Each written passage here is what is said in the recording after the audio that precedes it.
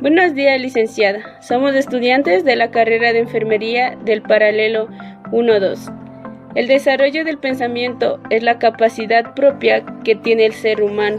Se va desarrollando de una forma natural de acuerdo con la maduración. Está estimulada con la acción externa, que es la educación, que sirve para orientarnos, que utiliza estrategias que estimulen la comprensión y el aprendizaje. El pensamiento argumentativo es un recurso que nos permite tomar una idea basada en razones que se considera justificar nuestra decisión. Este pensamiento argumentativo no va en busca de verdades absolutas, busca las mejores razones para convencer sobre el valor de cualquier opinión. Es entonces nuestra forma de pensar cuando son posibles interpretaciones, acciones y decisiones, cuando se pueden presentar desacuerdos de una palabra, cuando hacemos juicios basados en defensa de valores. ¿Por qué argumentamos? Argumentamos porque queremos darle fuerza a una decisión, porque queremos que una idea nuestra sea compartida por otro, pero también en muchos de nuestros actos está implícita una argumentación, es decir, razones y valores que nos mueven a actuar de tal o cual manera, pero ninguna argumentación es definitiva. Significa que el compromiso adquirido con una argumentación está siempre disponible a escuchar nuevas razones que nos llevan a cambiar de opinión, a modificar nuestra decisión y crear acuerdos que puedan ampliarse, revisarse, mejorarse, ser cada vez más racionales. Porque quien argumenta siempre lo hace para otro, para convencer, consciente y respetuoso. Premisas de la argumentación. Para que pueda haber un diálogo con otros, es necesario que de antemano haya mínimo acuerdo sobre lo que se llaman premisas de la argumentación. Así, una argumentación parte siempre de hechos, lo que se reconoce como tal, verdades, formas de explicar la realidad que se consideran correctas, presunciones, aquello que la mayoría tiene por normal, lo que se considera como lo más razonable, valores reconocidos, tales como la libertad, la patria, la justicia, la solidaridad, entre otros. Jerarquía de valores, que es una organización de dichos valores que pueda ser compartida según el orden de importancia. A continuación, un ejemplo del pensamiento argumentativo relacionado con la enfermería. Dentro de los elementos fundamentales de la profesionalización se encuentra el desarrollo del pensamiento argumentativo para una mejor toma de decisiones y en base a estas un actuar profesional de la salud. Siendo el enfermero el que está más cercano al paciente en el ambiente hospitalario, va a emplear el pensamiento argumentativo a la hora de administrar medicamentos, ya que de acuerdo a sus conocimientos va a identificar a qué pacientes están destinados cada grupo de fármacos, sus indicaciones, sus contraindicaciones y forma de administración de los mismos, puesto que estos son factores de vital importancia que en enfermería se deben conocer al detalle. ¿Cómo argumentamos? El pensamiento argumentativo se basa en 3 tipos de posibilidades. Primero, el pensamiento por similitud, el pensamiento por relación y el pensamiento por oposición. En el pensamiento por similitud se deriva en 6 tipos de argumentación. Primero, la definición, que busca expresar de manera precisa un término. Segundo, la tautología aparente. Aquí se basa en las repeticiones de las palabras.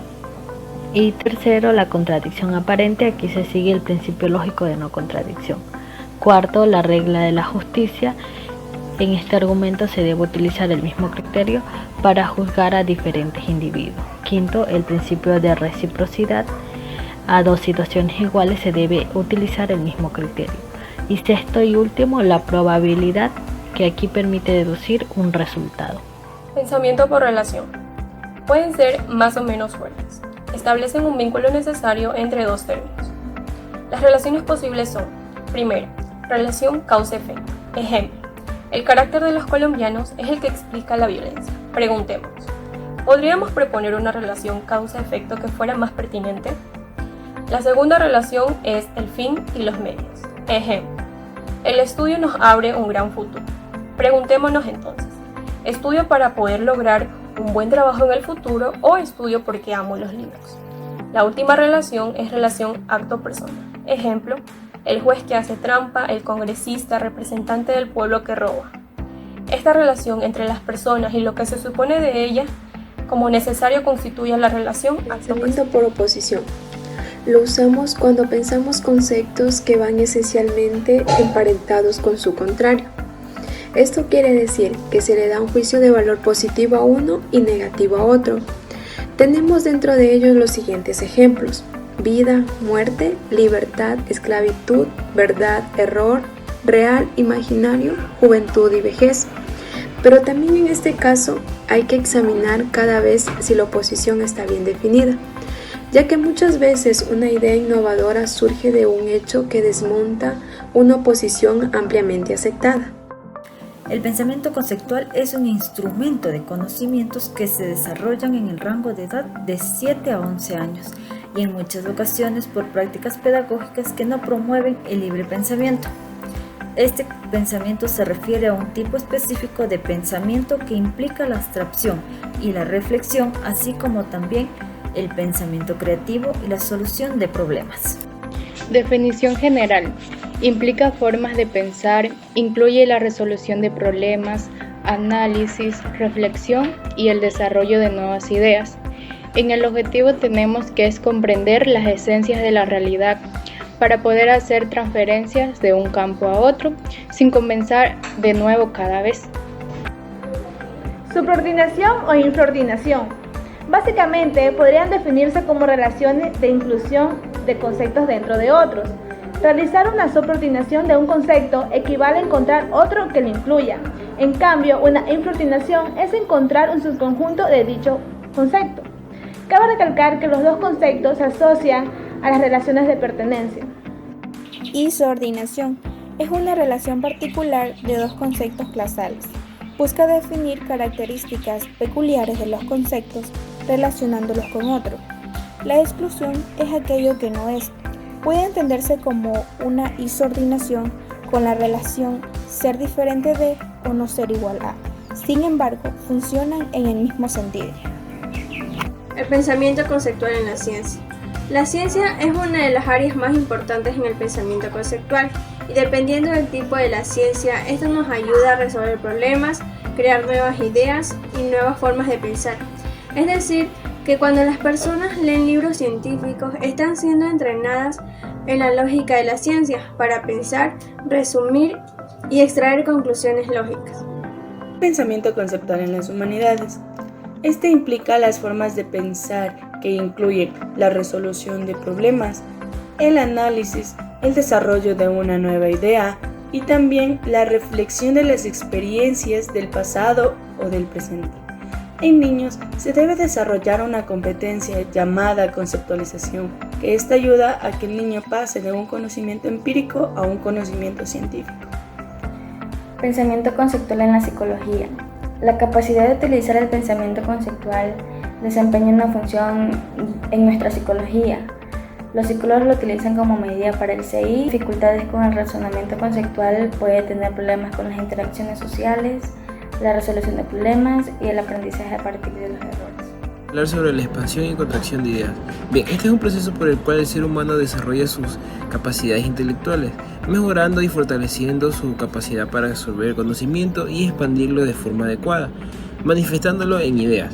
Bien, este proceso consta de 5 puntos importantes, los cuales son la expansión y contracción de ideas, las variables, reglas, considerar consecuencias y considerar alternativas, puntos que mis compañeras hablarán a continuación. Bueno, en expansión de ideas, esto nos ayuda a utilizar la mente con efectividad, apertura, flexibilidad, oportunidad y pertinencia, de acuerdo al propósito determinado. Bueno, en la contracción de ideas, este proporciona el desarrollo de hábitos productivos, de la mente, el pensar y actuar, y para valorar las metas alcanzadas. Las variables nos invitan a fijar la atención en los aspectos que deben considerarse antes de tomar una decisión. Elaborar un plan.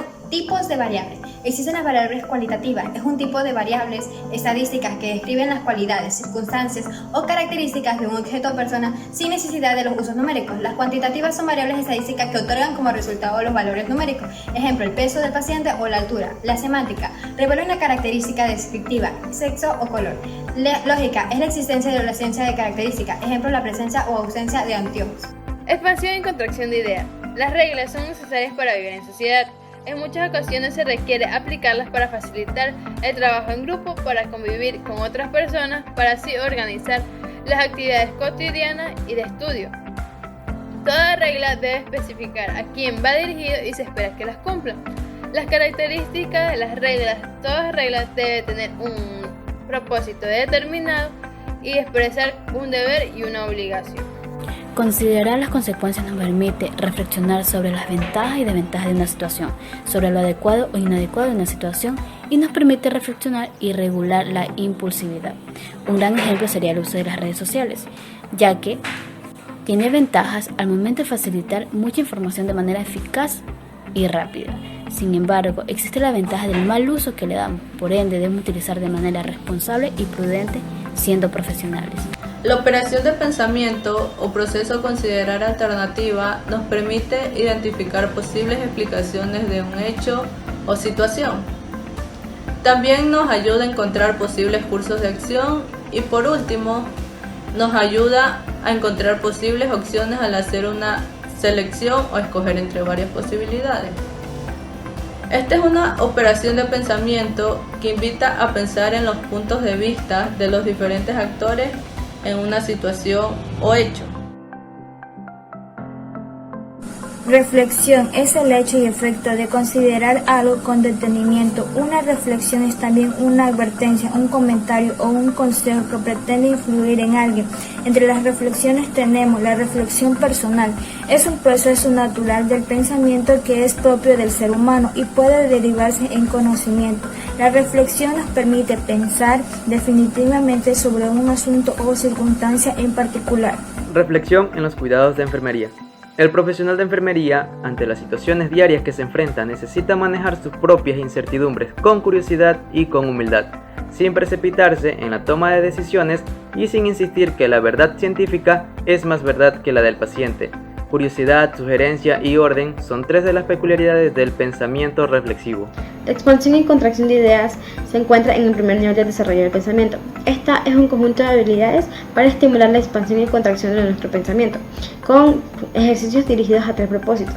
El primero, que es ampliar nuestra visión que tenemos acerca del mundo y así eliminar barreras mentales que nos impiden pensar con amplitud y claridad.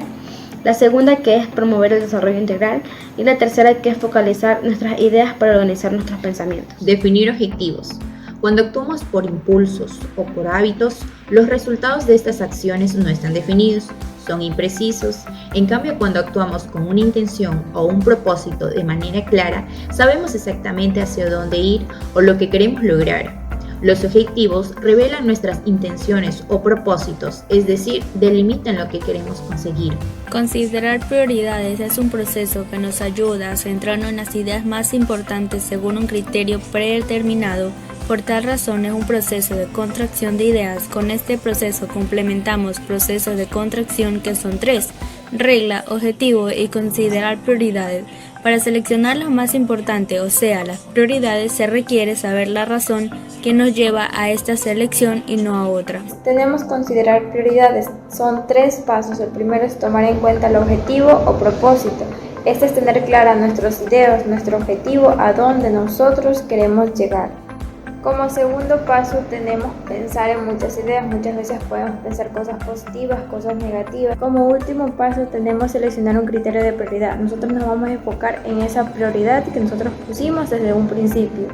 Como conclusión al tema ya expuesto, tenemos que es de suma importancia tener presente en nuestra vida cotidiana lo que es la reflexión, ya que con esta podemos mejorar en muchos aspectos con el fin de obtener mejores resultados en la toma de decisiones para lograr así nuestros objetivos que nos proponemos Es la operación de pensamiento que permite identificar características de un objeto, hecho o situación.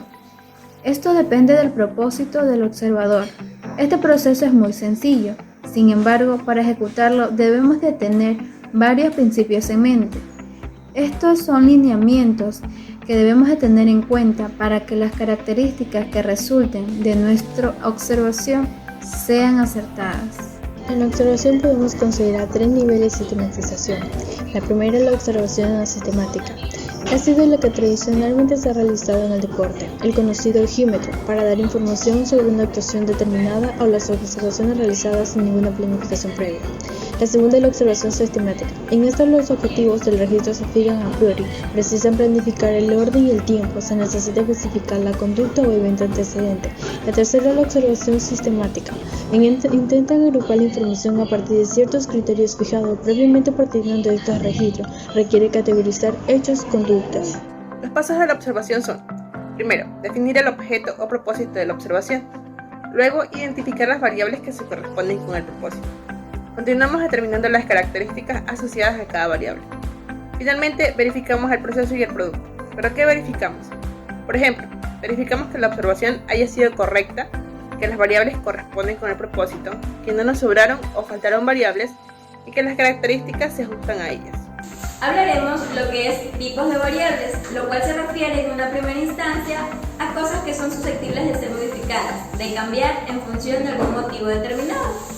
Entre este tipo de variables están divididas en dos, según el tipo de característica, cualitativa, color, cuantitativa, edad. Y las variables según la función de la característica. Tenemos lo que es semántica, sexo, color y lógica, lo cual es la presencia o ausencia de antojos. Como podemos observar, tenemos un paciente de 7 años de edad. La observación la puede realizar cualquier persona, ya sea niño, joven, adulto. Es un proceso que se lo realiza día a día. Aunque algunas personas sin darse cuenta realizan una observación precisa, se tiene que tener muy en cuenta que existe una sistematización para que la observación sea concebida como un proceso científico. Existen unos pasos a seguir que son muy necesarios para que esa observación haya como ingresar en un documento, en un ensayo. La observación es muy necesaria en algunas carreras como la psicología. Ahí es muy importante, ya que gracias a esa observación el profesional se puede dar cuenta de lo que pasa con el paciente. Ejemplo de observación en el área de enfermería. En el momento que existe el primer encuentro con el paciente, la enfermera comienza la fase de recolección de datos por la observación, que continúa a través de la relación enfermera y paciente. En el segundo método básico de valoración, la observación sistemática implica la utilización de los sentidos para la obtención de información de los pacientes como cualquier otra fuente significativa y del entorno, así como la interacción de las variables. La observación es la habilidad que precisa práctica y disciplina. Los hallazgos encontrados mediante la observación han de ser posteriormente confirmados o descartados. Variables son todas las magnitudes que pueden tomar valor cualitativo o cuantitativo. A estas se le llama variable. Al valor que toma una variable en un caso concreto se le llama característica. Como por ejemplo, si decimos que un joven tiene 12 años, la magnitud de la cual estamos hablando es la edad. Decimos que la variable es la edad y las características es 12 años. La edad es una de las magnitudes que determina al joven. Existen muchas otras variables que completan la determinación del joven, como por ejemplo el género, la estatura, el peso, etc. El concepto de variable es muy importante como organizador de la mente humana. En todos los procesos que estudiaremos va a estar presente. La variable independiente es el elemento, fenómeno o situación que explica, determina o causa la presencia, cantidad o calidad de otro elemento. Una variable dependiente es el elemento o situación que es explicado, determinado o causado por la variable independiente. La variable interviniente es aquella que puede afectar la relación entre causa y efecto de una variable dependiente o independiente y se ve reflejada en el estatus económico y la detección del cáncer. La variable controlada se mantiene constante y no afecta a la variable dependiente y se puede reflejar en un estudio de peso donde la variable controlada son las comidas consumidas. Variables aleatorias. Son variables cuyos valores son asignados por el investigador. Se la considera la variable dependiente como una variable aleatoria. Variables hipotéticas. Las variables son construidas por la mente humana. No son observables, pero sí interfieren en los efectos y conductas. Variables observables es aquella realidad que se ofrece a la percepción. Estas variables también se llaman experimentales. Pueden ser objetos de observación y medición directa. Pueden ser tanto variable independiente como la dependiente. Las variables atributivas no se pueden manipular, sino solo observar. Representan características humanas y se llaman también variables organísticas. A las variables activas. Son variables de manipulación y esto significa manejar a voluntad con vista al logro de determinados objetivos. Estas variables activas son susceptibles de manipulación y experimentación, por ejemplo, las horas de estudios. Tenemos a las variables continuas. Estas son variables que están contenidas en una escala continua de manera que cada uno de los posibles individuos o grupos tenga su propia puntuación. Por ejemplo, las calificaciones categóricas contienen un número finito de categorías o grupos distintos que no llevan un orden lógico. Las variables de estímulo son aquellas condiciones o manipulaciones hechas por el investigador que generan una respuesta. Las variables de respuesta son aquellas variables que su valor cambia al momento en que se alteran las variables de manipulación, como por ejemplo los efectos de diferentes fármacos en un grupo distinto de personas. Proceder a tomar los signos vitales gracias a sus procedimientos. Lo primero que vamos a realizar, vamos a tomarle lo que es la temperatura, que es el calor normal de nuestro cuerpo. Lo ubicamos en el grupo de la axila, ¿no? También vamos a proceder a la saturación, que es el oxígeno que obtiene nuestra sangre. Lo ubicamos en el dedo índice.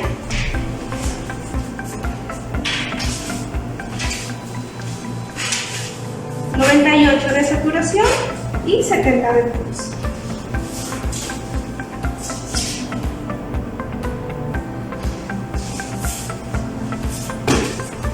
Vamos a proceder a lo que es realizar el pulso en la arteria radial con los 3 dedos, el índice, el medio y el anular. Palpamos el pulso.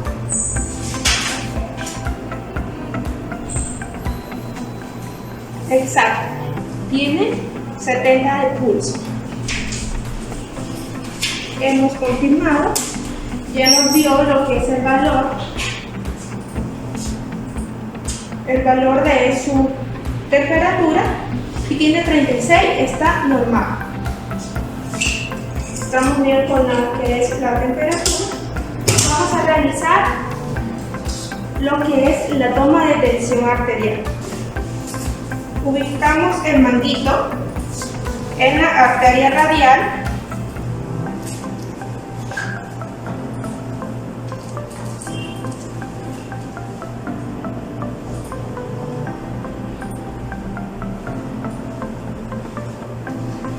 Vamos a palpar así mismo la arteria. Una vez palpada, procedemos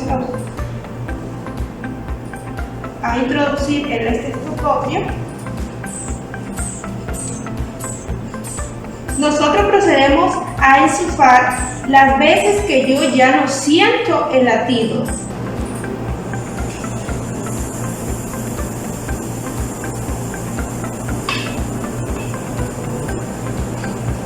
Su presión es de 110/80. Estamos muy bien con la presión. En conclusión, hemos terminado la toma de signos vitales, como ya le había mencionado, con el consentimiento del señor Flavio Salinas.